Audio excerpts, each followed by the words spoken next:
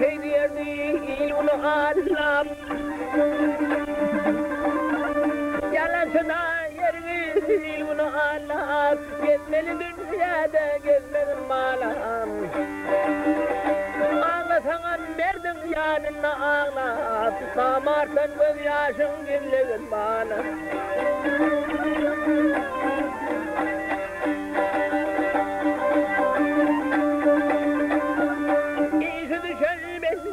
İşini dedim, somart bolsak bolma ile dedim. Gitmedik bağına elin bu dedim, solmağın meyvesiz yolmağın bana.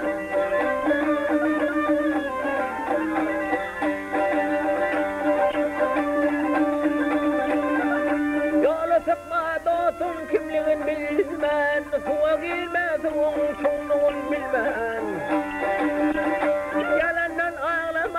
Yalandan gülmen, sözlerde sünün neyi sözlüğün bana.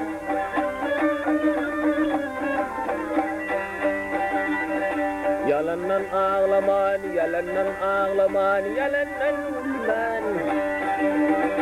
Yalandan ağlaman, yalandan gülmen, sözlerde sünün neyi sözlüğün bana.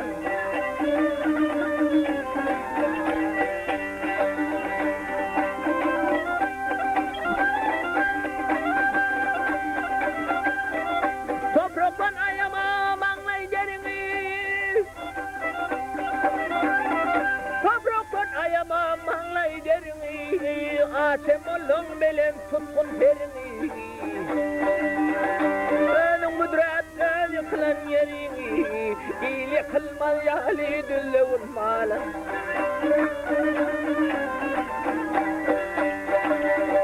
Önün müdret öl yıkılan yerini